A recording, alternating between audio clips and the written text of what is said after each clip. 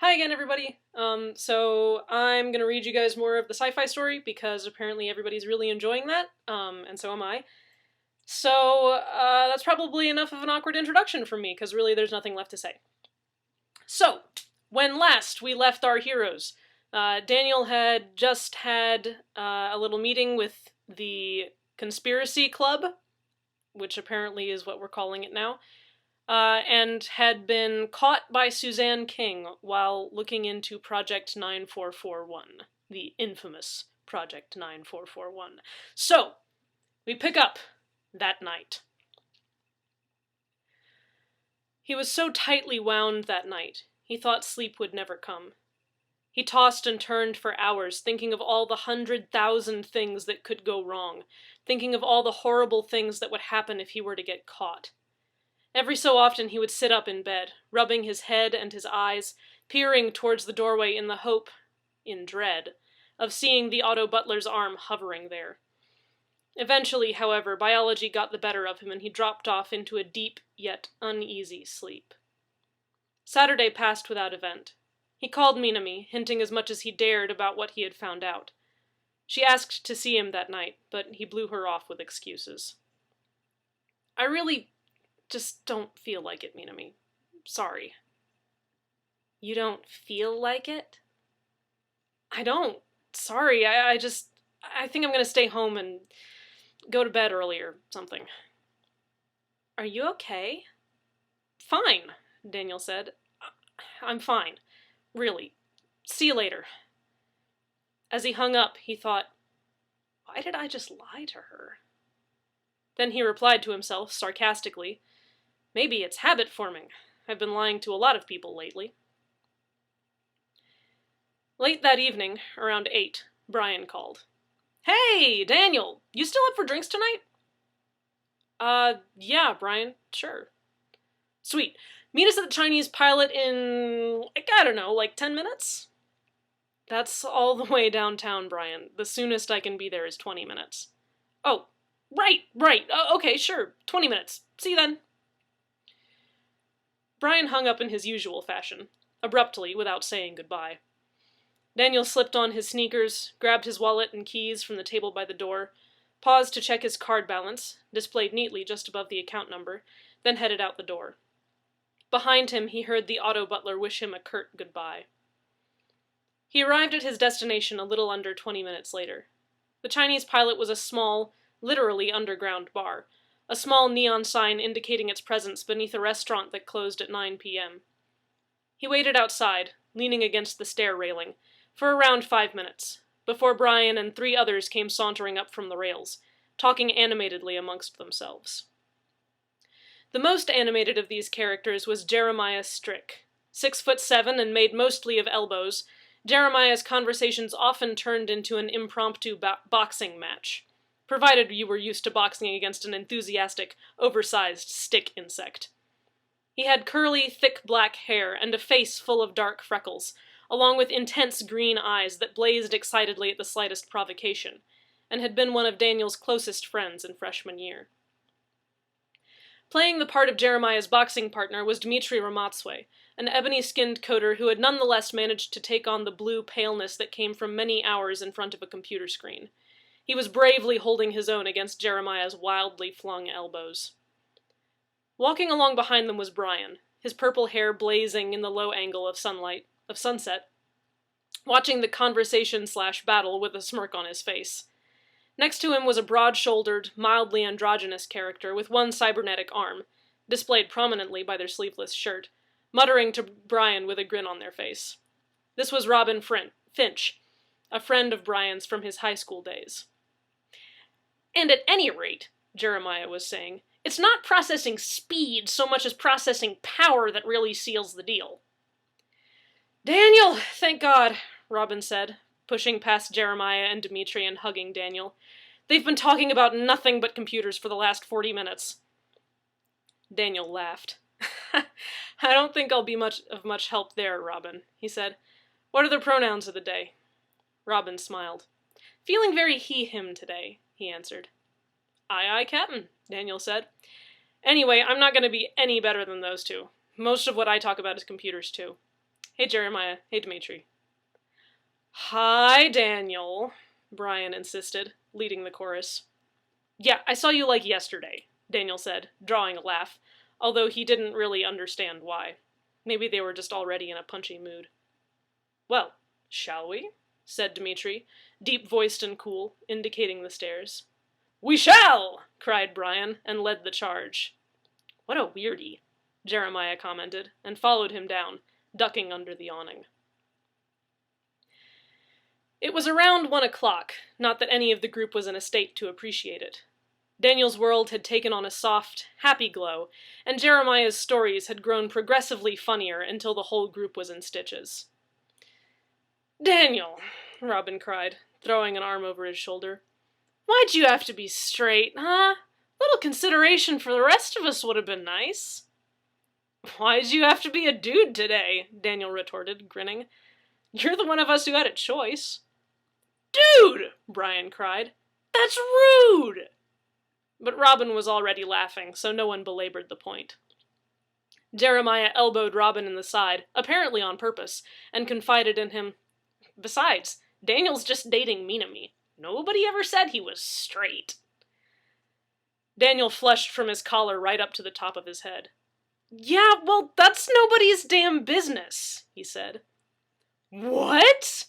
Robin cried, turning sparkling eyes on Daniel. Yeah, what? Brian echoed. Suddenly all eyes were on Daniel. It was 1 time, he cried, throwing his hands in the air. Way I heard it, Jeremiah said. It was 1 time for like 4 months. It was 3 months, thank you, and I asked you not to tell anybody. And it was a long damn time ago anyway, and it's nobody's business if I'm bi or straight or whatever. Robin leaned on him, grinning devilishly. I can make it my business, he suggested. Fuck off, Robin, Daniel said. Brian turned accusatory eyes on Jeremiah. How come you knew about this and I didn't? Jeremiah grinned. Maybe Daniel thinks you're cute, he suggested. You can fuck off too, Daniel cried, his skin nearly luminescent from his blush. Leave him alone, guys, Dimitri told them, shaking his head, grinning, his white teeth brilliant against his ebony lips. It really isn't any of our business. Thank you, Daniel said to him, exasperated. We're not done talking about this, Brian informed him, pointing an unsteady finger in Daniel's direction. One day, you're gonna give me all the deets, and you're gonna tell me if you think I'm cute. Daniel rolled his eyes. What does it matter? I'd never date you. Brian looked injured. Why not? He asked. Because you suck, Dimitri told him, and laughed. You sleep on pizza boxes. I do not! Brian cried. They just kind of end up near my bed. It wasn't long after that Brian fell asleep with his head on the table, drooling. Daniel offered to walk him home, although it ended up being more of a concerted stumble. The streets were sparsely populated, and a huge full moon blazed overhead. Brian, Daniel said, I'm gonna die.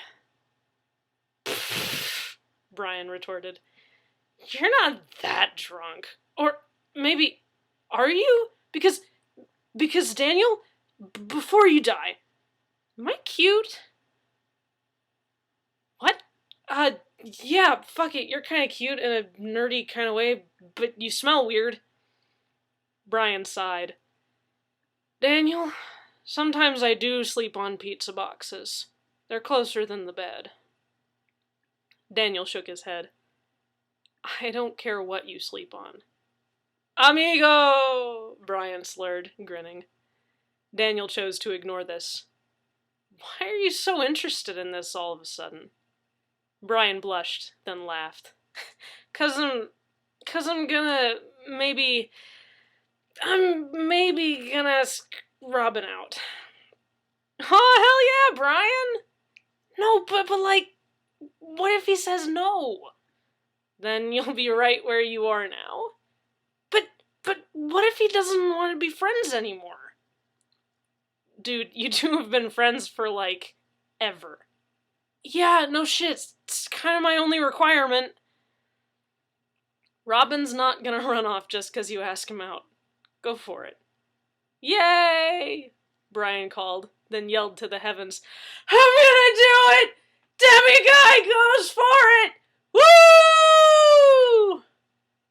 Brian, Daniel admonished, chuckling. But, he said, turning back to Daniel and poking him in the chest. Why are you gonna die? Brian, I looked. What? Looked at what? Some cursed-ass vid? Fuck off, Brian. The purple-haired coder laughed. No, swordfish. Only the O is a 0. What? What's... Oh. Oh. Oh.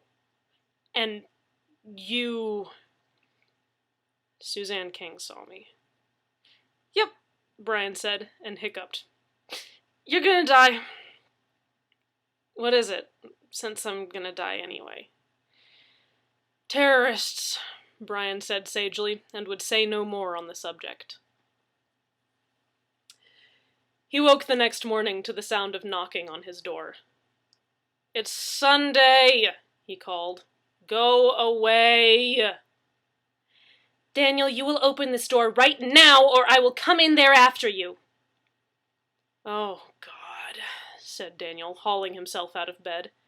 He was, happily, not hungover, but he was still dog-tired. He trudged to the door, still in his pajamas. Miss Hawkins appears to be at the door, sir, the auto butler intoned over the sound of further pounding on the door. Yeah, I'd gathered, thanks. He opened the door, squinting in the bright morning sunlight. You lied to me, Minami snarled. Nice to see you, too. Come on in, said Daniel, presenting the doorway. Don't give me that, Minami snapped. Daniel sighed.